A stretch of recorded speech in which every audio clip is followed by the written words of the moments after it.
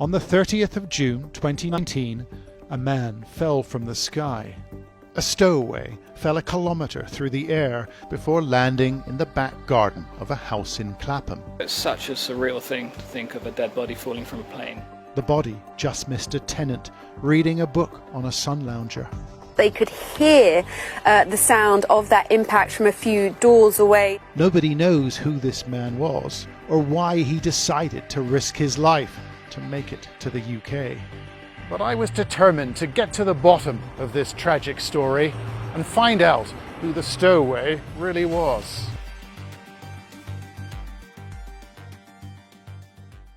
Police are investigating the death of a suspected stowaway who fell from a plane's landing gear as it approached Heathrow Airport. About the man, no, we know neither his name nor where he came from.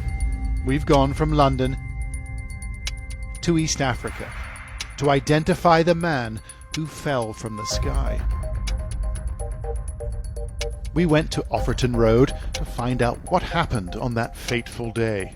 The tenant, who was nearly hit by the stowaway, didn't want to speak, but the neighbours shared their reflections. First, it was just strange, it's such a surreal thing to think of a dead body falling from a plane. People were quite concerned about the fact that this poor man had actually done something quite as dangerous as this. Here we are living our very affluent lifestyles in a very wealthy country, and people are obviously drawn towards a country like this. They see the opportunities maybe that we don't see. Either he's been deceived or he's very desperate, because it's such a risky thing to do. So that person must have been in an incredibly desperate state.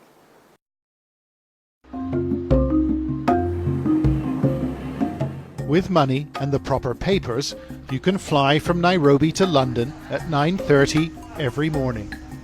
But the stowaway had neither of these. Instead, he'd hidden in the wheel bay of a London-bound jet. At the time, airport officials told us the identity of the stowaway was a mystery, adding, "No one from the airport's gone missing, so we decided to investigate ourselves." The flight left Nairobi on the 30th of June and flew to 37,000 feet. At that altitude, temperatures dropped to -60 or more. On its London approach, the jet dropped to 3,500 feet, and the wheels were lowered for landing. Jumbo. We began to look for a name at Nairobi's Jomo Kenyatta International, on the assumption the stowaway had probably worked here. Where exactly you want to go? We tried exporters and agents who send fruit and flowers to the UK. We're not getting anywhere here. It took a couple of days, but we finally got a break. We got a tip from a taxi driver called Kamau. He told us a cleaner from a company called Colnet had gone missing at the end of June. He picked the information up from a couple of airport employees. Companies like Colnet supply hundreds of cleaners at the airport. They also provide a bus service in the morning, but the perks end there for airport workers. Cleaners working for Colnet earn around £2 a day, and there's no job security. It seems some employees need additional support. One worker preached from the Bible at the front of the Colnet bus. We started speaking to people that work for Colnet and found a woman called Irene. She asked us to protect her identity. She told us that her colleague named Paul Manyasi went missing at the end of June. We were at work in the morning, so he suddenly disappeared. Nobody knows where he went. I called his phone, it was off. The following day, the supervisor called us and told us there's somebody missing, but we are not sure of the person. So we keep it a secret until we know the person. It turns out that Irene and Paul were in a relationship. They'd been together for 2 years and were planning on starting a family. I just feel like I've lost someone I loved so much. She showed us some pictures of Paul and told us a bit more about him. He was 29 years old and lived in a slum close to the airport. It's better known as Mukuru kwa Jenga. It's the only place most airport workers can afford. Paul Manyasi lived here because it's close to the airport and it's relatively cheap. It's also huge, more than 500,000 people living in a couple of square miles, and it won't be easy to find his room. He lived with a fellow cleaner called Patrick, and we spent several days trying to find him in this overcrowded, mud-strewn spot. We found Patrick's room in a rectangular shack, but no one answered the door. His neighbour said he'd moved out a few weeks ago.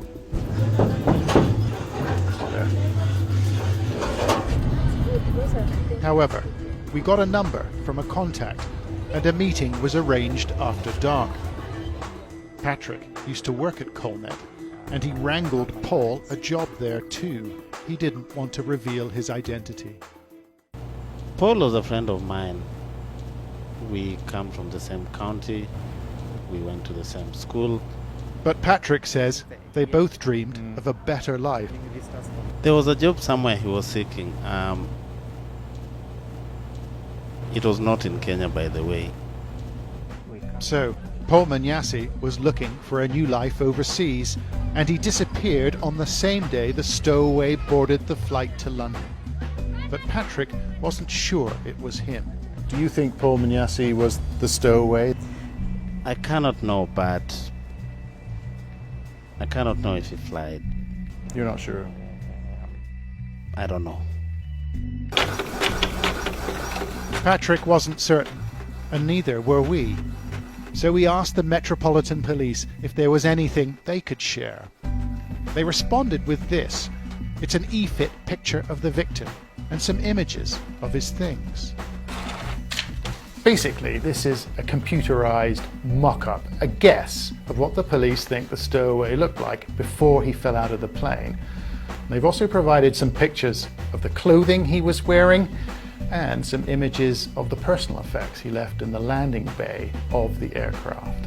And I think this is a big deal. We need to take these images back to Kenya and see what people think.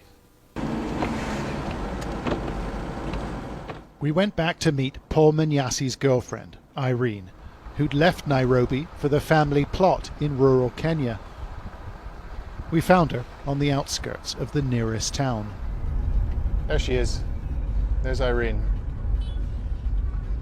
She agreed to look at the police photographs, an opportunity, she said, to be sure. I began by showing her the e-fit picture. Does that look like Paul to you? They look alike, but he wasn't dark. He was not dark, but the face resembles. What about this bag? Yeah, he bag ni yake. And it was written somewhere. It must be written somewhere here. MCA or something. MCA was written on the bag. Okay, because I've got something else to show you. You can take that.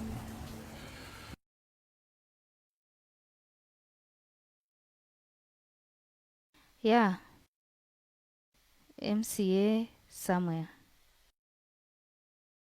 That's his bag. Yeah. Okay. What does it stand for? Member of County Assembly. Member of County Assembly. Yeah. Why would he have that on his bag? He liked to be called that name, like a nickname. Like that was his nickname, MCA. Okay. Member of County Assembly. It's a bit like calling yourself MP or Honourable. Do you think Paul Manyasi is the stowaway? Yeah. You do? According to these pictures. No. You're sure, are you? Yeah. Okay.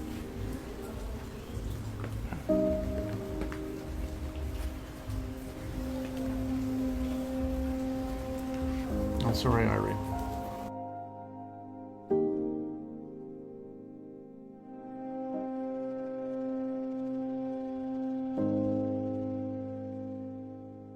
Irene doesn't understand it. Maybe Paul acted on impulse, she says. Yet Paul Manyassi's fate was sealed when he lodged himself underneath a long-haul Boeing 787. We spoke to aviation expert Guy Leach in the wheel bay of a Boeing 747. You can imagine a stowaway could get up through the gear legs, get in through that crack that would be about this high there, and climb along the spar, the lower spar, and stand in that corner there. And he'd probably think to himself, made it, I'm safe, okay, I've done it, okay. And then, of course, the aircraft takes off, and the noise from the engines, it must be absolutely terrifying. Terrifying, but not unprecedented. A small number have hidden themselves on aircraft destined for Britain, but over the past 15 years, only 2 are thought to have survived. It's something of a miracle, says Leach. 33,000 feet would be an initial cruising altitude. Life is not sustainable without oxygen at that level. And in fact, at that level, your body is actually pumping its oxygen back out into the air. So even if you manage to somehow breathe, you've got to survive the cold. And this is a cold, far colder than any cold storage. This is 10 hours of being absolutely deep frozen. There was one more stop we had to make in an impoverished region in western Kenya. We wanted to meet Paul Manyassi's parents, but we were worried. What if the cleaning company or the police hadn't told them about their son? Asante. We were greeted, then welcomed into their modest, mud-walled home. This is Isaac, Paul Manyassi's father. Has anybody been in touch with you about Paul? Has the cleaning company been in touch with you? Nobody. You've had no information. No information. Have you been worried about him? Yes, of course. Yeah. Paul's mother is called Janet. Have you tried to contact anybody about Paul?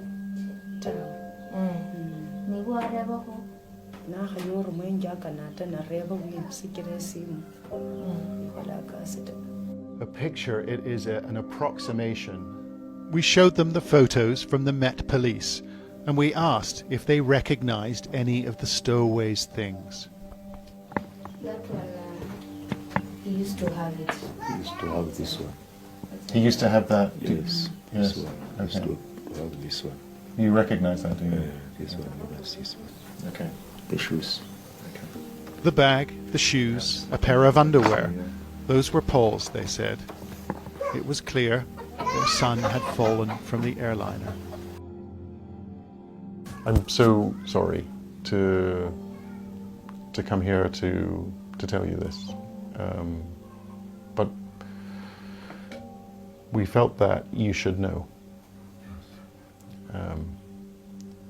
So I apologize. I'm very sorry for your loss. What would you like to happen now?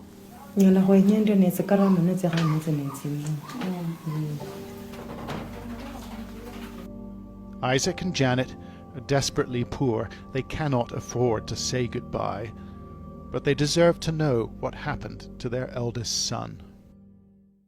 Paul's mother, Janet, said a prayer as we left, and they quietly and politely thanked us for coming. And we didn't expect that. I mean, their resilience was extraordinary. It was remarkable. We went to the people who run Nairobi's international airport, the Kenya Airports Authority, and asked them for a response to our findings. We had an appointment with the managing director of the Aviation Authority. That's been cancelled.